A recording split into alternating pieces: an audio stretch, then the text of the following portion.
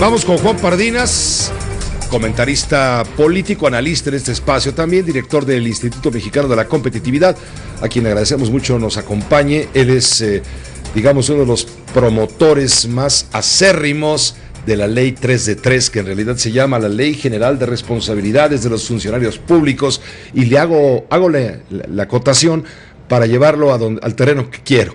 Que nos diga si el delegado eventualmente debió haber presentado su 3 de 3, que además está vigente.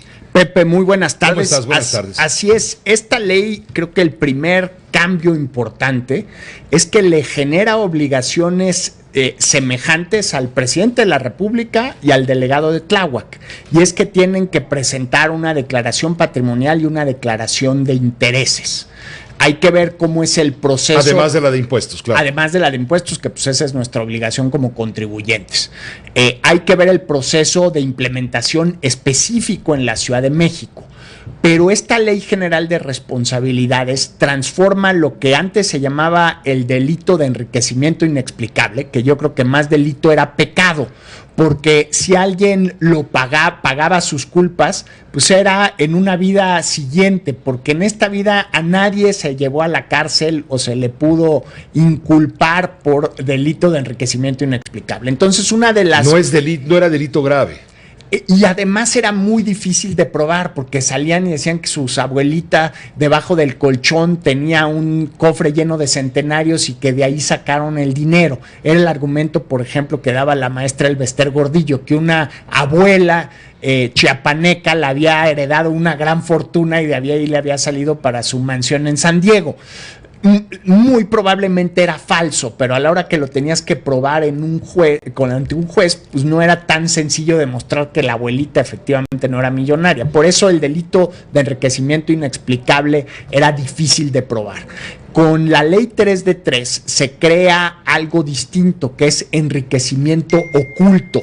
Si un funcionario no presenta dentro de su declaración patrimonial o dentro de su declaración de intereses información que pudiera ser una señal de riqueza, o sea, si oculta esa riqueza, podría ya ser sujeto a una falta administrativa que inmediatamente implica la inhabilitación del cargo. Es importante y también frustrante como ciudadano que esta parte es administrativa, es sanciones de lana, te corren, pero no te dejan volver a trabajar, pero efectivamente no llegas a la cárcel. Pero dada la información que publica hoy el periódico Universal en la primera plana sobre las propiedades que tiene el delegado, el tiempo en que formó el patrimonio para comprar y adquirir esas propiedades, pues sí habría que ver si no podemos empezar a estrenar la Ley 3 de 3 en la Ciudad de México, que lleva con el delegado de Tláhuac. Poquito, lleva muy poquito. A nivel nacional, y eso es importante, una ley general se aplica en los 3 niveles de gobierno. Sí. Esto está funcionando desde el 18 de julio, o sea, tenemos 15 días con la Ley 3 de 3 funcionando. Todavía, vigente. Por ejemplo, el tema de la publicidad de los formatos, qué vamos a saber sobre el patrimonio de los funcionarios públicos, es algo que se está debatiendo en el Sistema Nacional Anticorrupción, y esperemos que en pocas semanas ya tengamos los formatos claros de la información que vamos a tener los ciudadanos sobre el patrimonio de los servidores públicos. Pero con lo que ya está, con las obligaciones de presentar una declaración patrimonial verdadera, y que si esa declaración oculta riqueza, pues yo creo que ya hay elementos para presentar un caso de faltas administrativas con el delegado. Lo cual llevaría, en todo caso, si es que se comprueba una irregularidad, como argumento para la destitución. Exacto. Independientemente de los delitos de carácter penal que pudieran fincarse luego de la indagatoria que acabamos de explicar, están llevando a cabo de manera conjunta y coordinada, supuestamente, la Procuraduría General de la República, la Contraloría de la Ciudad de México, del Gobierno de la Ciudad de México, básicamente. Y la Procuraduría de la Ciudad, claro. La pregunta elemental que nos hacemos todos es, ¿de dónde salió la lana? de dónde salió el dinero para formar este patrimonio. Igual es legítimo, no lo podemos descartar, pero si no es legítimo, no hay una explicación clara. Si no hay una abuelita con un cofre lleno de centenarios detrás, ahí se puede abrir una causa penal sobre el delegado.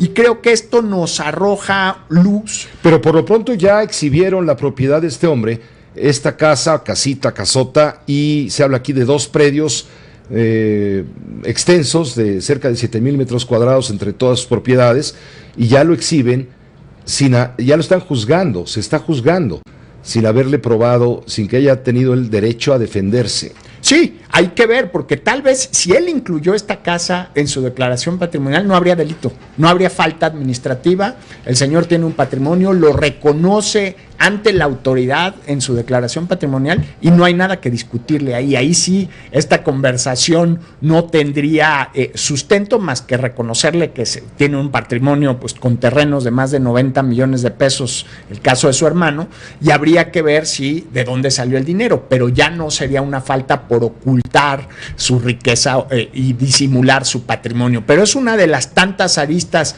que devela el caso de Tláhuac y empezarnos a preocupar sobre la corrupción en las delegaciones de la Ciudad de México. Creo que sí, este es un hilito que empezamos a jalar y ojalá el problema nada más fuera en Tláhuac, pero yo creo que sí es una debilidad estructural de mucha discrecionalidad, mucha opacidad de cómo se manejan los dineros de las delegaciones.